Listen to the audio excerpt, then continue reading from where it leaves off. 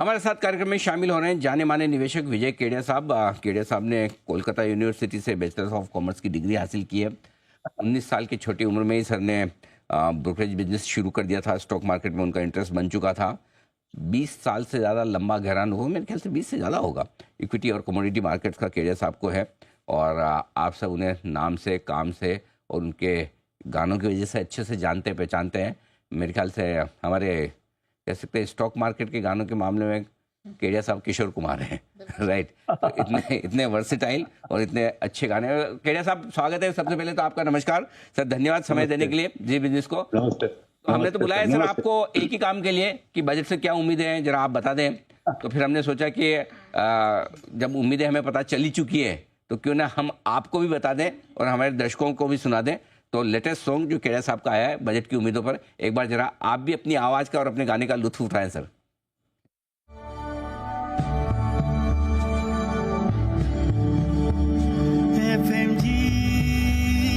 FMG इतने tax में कैसे भरूं, एसटीटी एसटीजी एलटीसीजी बढ़ा क्या कहूँ, ऊपर से डिविडेंड पे दो टैक्स भी पे मैं करूँ।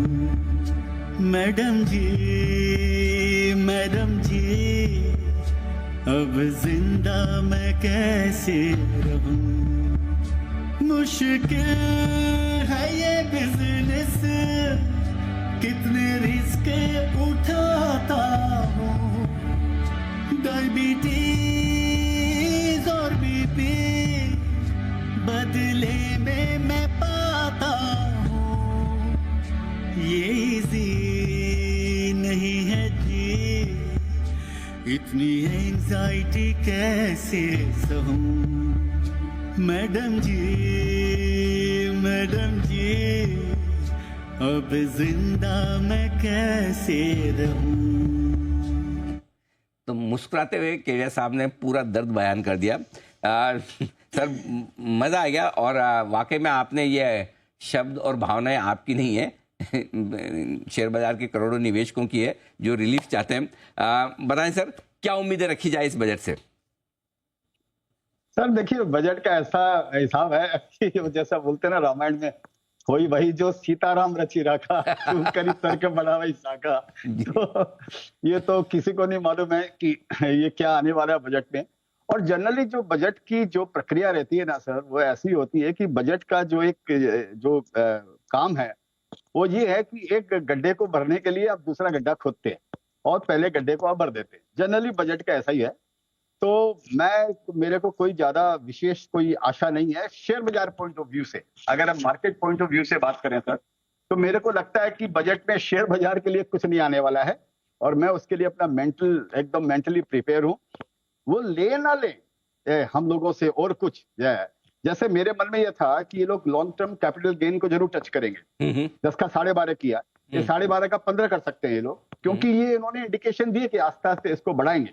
लेकिन अभी मार्केट में थोड़ा पैनिक हो गया, थोड़ा मार्केट में थोड़ा सा अभी माहौल थोड़ा अभी अलग हो गया, तो शायद वो न भी करें। तो अगर और कुछ न टच करें, थोड़ा सा हमारा जो एसटीटी वेस्टीटी जबरदस्ती लगा रखे सब कर दे तो बड़ी बात है। तो मेरे ख्याल से बजट को देखना चाहिए इकोनॉमिक पॉइंट ऑफ व्यू से। शेयर बाजार के लिए कोई बहुत अच्छा नहीं कि मेरे को उम्मीद नहीं। अच्छा, तो मतलब अच्छा तो कुछ नहीं आएगा, खराब कितना कमाए वही देखना है। मतलब क्या कई बार वो होता है ना कि आप उम्मीद ही कम रखो या डर के जाओ कि लॉन्ग टर्म तो बढ़ने वाला है, शॉर्ट टर्म भी बढ़ाने है, तो कुछ ना हो वही अच्छा हो जाएगा। बस वही अच्छा होएगा, माने खराब ना हो वही बहुत अच्छा है ना सर। तो वही तरीका है यहाँ पे कि वो खराब फर्दर ना हो, जो उसकी भी मेरे को संभावना नहीं है क्योंकि मार्केट गिर चुका है। अगर मार्केट नहीं गिरता तो अलग बात थी। अभी चूंकि मार्केट गिर गया है तो शायद ये लोग भी समझेंगे कि भाई ठीक है, अभी बच्चे की जान तो छोड़ो, कम से कम क्या लेने का, सब तो ले लिया, क्या करेंगे। बिल्कुल ठीक बात है। कुछ खराब ना करे, उसमें भी बाजार तो खुश हो जाएगा। लेकिन जिस तरह से बजट के पहले बाजार हल्का है, क्या समझा जाए केडिया साहब कि अगर बजट थोड़ा भी ठीक ठाक आए तो फिर क्या बाजार यहां से चल सकता है, उम्मीद रखी जाए, या बजट से कोई फर्क पड़ेगा भी नहीं? सर मेरी पर्सनल राय है और मैं गलत भी हो सकता हूँ और मेरी राय थोड़ी कॉन्ट्रेरियन रहती है, विपरीत दिशा में रहती है, भी हो सकता हूँ। मैं गलत भी होऊंगा तो भी मेरे को कोई नुकसान नहीं होने वाला, बल्कि धू हाथ मत मोदक मेरे, तो मेरे को कोई फर्क नहीं है क्योंकि मार्केट में इन्वेस्टमेंट तो मेरा ही है। मेरे को लगता है सर ये बजट को ना, मैं जो पर्सनली, देखिए मैं, आपको भी मालूम है कि ठीक है मैं कोई ज्यादा मेरे को ज्यादा इतना नॉलेज नहीं है मेरे को, और ज्यादा समीक्षा भी नहीं कर सकता हूँ आप जैसे लोगों की सुनकर, और जो एक्सपर्ट आते हैं उन्हीं से सुनकर मैं मेरी राय बनाता हूँ। मेरे को लगता है कि हिंदुस्तान के अंदर में मैं सबसे ज्यादा खुश होऊंगा इस बजट से, जब अगर ये जॉब क्रिएशन क्रिएशन के लिए कुछ ही लोग करने वाले हैं। अगर मेरे को ऐसा लगा कि बड़ा जॉब क्रिएशन होने वाला है इंडिया के अंदर में, ऐसी कोई अगर ये पॉलिसी अभी लाए या बाद में लेकर आए, इनके लिए साल 2 साल है इसके अंदर में, तो मेरे को खुशी होगी। नहीं तो ये एक बहुत बड़ा टाइम बॉम्ब जो है ना, जो इंडिया में लगा हुआ है सर, कि 1 करोड़ जॉब हमको हर साल नए नए क्रिएट करने के हैं, तो मेरे को टैक्सेशन से ज्यादा उसके अंदर में ज्यादा मेरा ध्यान है कि उसके लिए गवर्नमेंट क्या पॉलिसी लाती है, अभी लाए या बाद में लाए, कैसे जॉब क्रिएट हो। ये बड़ा एक सेंसिटिव इशू है, इस पर मेरा फोकस रहेगा। और बाकी वो चाहे टैक्स घटा दें सर, अगर मैं 100 रुपया कमाता हूं और मेरे को 40 रुपया टैक्स देना पड़े, तो वो उसके लिए उस दृष्टिकोण से अच्छा है कि मैं 10 रुपया कमा के 0 टैक्स देता हूँ। उससे अच्छा है मैं 100 कमा कर 40 रुपया टैक्स दूं कम से कम। लेकिन रोजगार ही नहीं होगा, कमाई अगर नहीं होगी, तो सब धरा का धरा रह जाएगा सर। हाँ, ठीक बात। ये पॉइंट आपने बहुत अच्छा कहा कि जॉब्स क्रिएट करना बहुत ज़रूरी है। लोग कमाएंगे तो खर्चा करेंगे तो टैक्स भी देंगे, जाहिर सी बात है। निवेश करने के लिए आज से क्या समय सही है बाजार में, या केडिया साहब अभी भी थोड़ा डर है? जिस तरह से एफआईज बेच रहे, क्या व्यू बन रहा है, क्या करें? देखिए सर, मार्केट का तो जो जो सवाल जो मार्केट का जो डर रहता है ना सर, हर समय डर तो हर समय ये अपने करते हैं गाड़ी चलाने के जैसे, कि आप गाड़ी चला रहे हैं, आप बहुत ही अच्छे ड्राइवर हैं, बहुत ही अच्छी गाड़ी में आप बैठे हैं, लेकिन आप गाड़ी को ना ठोके, कोई दूसरा वाला आकर आपकी गाड़ी को ठोक सकता है सर। करेक्ट। ठीक है ना? तो आपको तो वो भी ध्यान रखना पड़ेगा जब आप चल रहे हैं कि हाँ भाई ठीक है, मैं चाहे कितना बढ़िया ड्राइवर हूँ, मेरी गाड़ी कोई दूसरा आदमी नहीं ठोक दे। तो इस बोलकर ये मार्केट के अंदर में भी यही होता है sir, internal factor, external factor, बहुत सारे फैक्टर मार्केट के अंदर में काम करते हैं, तो जिनसे हमको बच के चलना पड़ता है। मेरे को लगता है कि अभी तक मार्केट का जो ये मंदी का जो वातावरण चला है 2-4 महीनों से, मेरे को पर्सनल राय अगेन ये है कि मैं गलत भी हो सकता हूँ, मेरे को लगता है अभी वो खत्म नहीं हुआ है। मेरे को लगता है अभी उसका अभी थोड़ा सा अंश और अभी बाकी है, और शायद इसमें थोड़ा और अभी इसके अंदर में टाइम लगेगा। और जहां तक आप ये पूछे कि शेयर्स लेना या नहीं चाहिए, तो ये इंडिविजुअल शेयर्स की मैं अपने अगर बात करें ना सर, तो हमको जैसे हम लोग बोलते हैं ना बॉटम्स अप अप्रोच, तो हमको इंडिविजुअल शेयर्स में देखना पड़ेगा कि उसके अंदर में कितनी गिरावट आई है। अच्छे अच्छे शेयर्स भी 30-30%, 40-40% अपने पीक से गिर चुके हैं, लेकिन अभी भी कई शेयर्स ऐसे, कई शेयर्स, मैं बोलता हूँ ना पूरा मार्केट, कई शेयर्स ऐसे भी होंगे जिनके अंदर में हो सकता है और 30% गिर जाए, अभी उनके अंदर में गुंजाइश हो सकती है, लेकिन ये इंडिविजुअल शेयर्स है।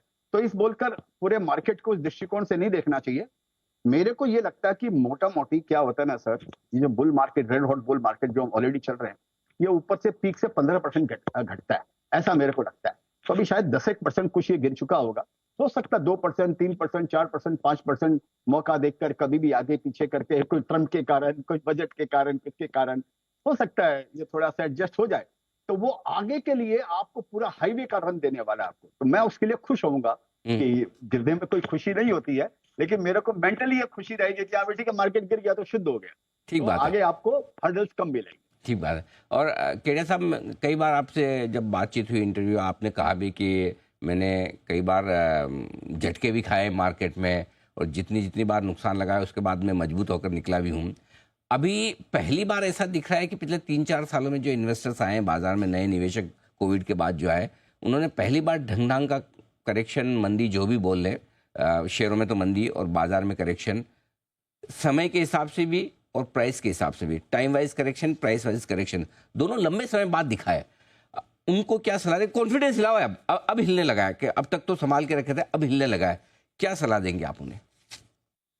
सर ऐसा बोलते हैं ना, मंजिलों के पास ही लुटते हैं दिलों के कारवा। क्या बात ना है। हाँ, तो वो तो ठीक, अच्छी बात है, मैं इसको बुरा नहीं मानता हूँ। देखिए सर, ये जर्नी मैराथन है, ठीक है, ये आप 100 मीटर की रेस नहीं दौड़ रहे हैं, ये उनके लिए भविष्य का निर्माण करने वाला है।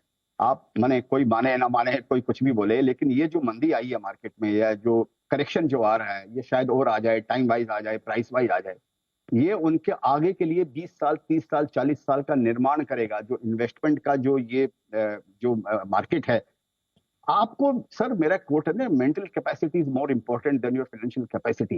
ये गेम तो सारा माइंड का है सर, यहाँ पर तो मनस्थिति का गेम है खाली। मन के हारे हार, मन के जीते जीत। चाहे कितनी बढ़िया रिपोर्ट आ जाए, तो उल्टा होने लग गया ना। अच्छी रिपोर्ट आती है शेयर घटते हैं, पहले खराब रिपोर्ट आती है शेयर्स बढ़ते हैं। तो ये पूरा गेम सर सेंटिमेंट्स का है, मन का है।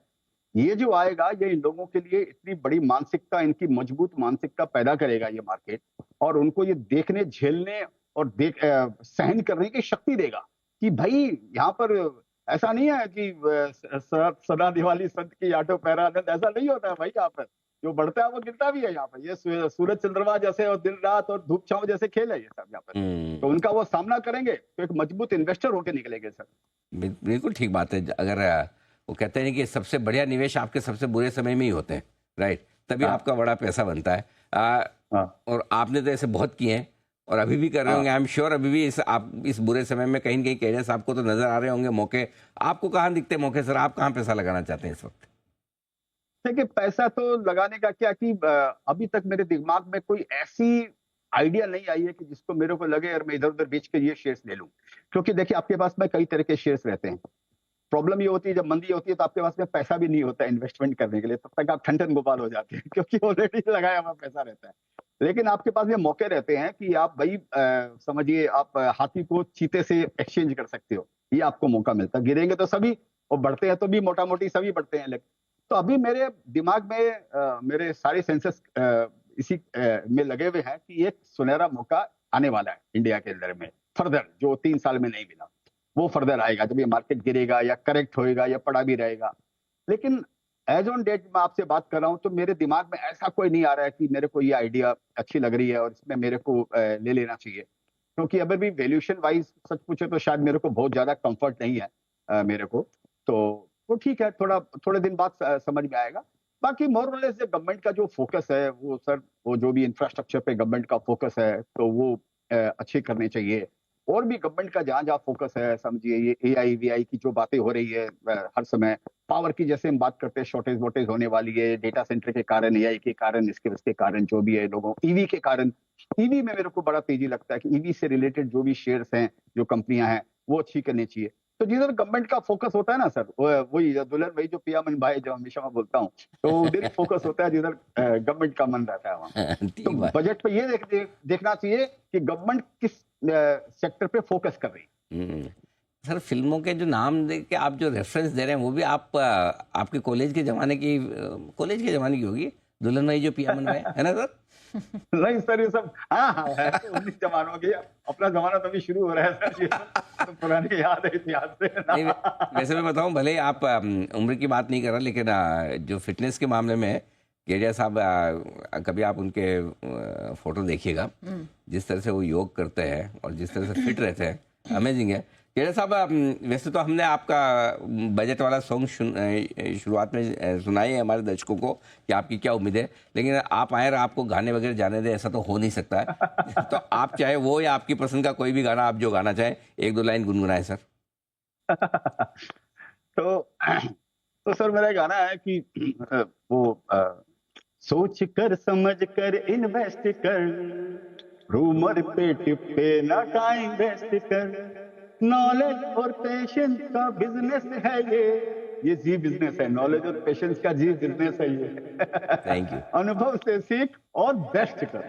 क्या बात है, बहुत बढ़िया। और सर, आप आज आए तो हम भी आपके सामने एक प्रोमो लॉन्च करना चाहते हैं। आज हमने सुबह से हमारे दर्शकों को एक प्रोमो पे एक सवाल पूछा था कि जानिए, देखिए और पहचानिए कौन है, क्या है, कौन है ये लोग, कहाँ से आते हैं। तो आपके सामने एक प्रोमो रखना चाहता हूँ। जी बिजनेस की बात की है तो जी बिजनेस का एक प्रोमो आज हम रिवील कर रहे हैं। इस सवाल का जवाब जो आप ढूंढ रहे थे ना, आखिर कौन है ये लोग, देखिए, सोचिए और बताइए।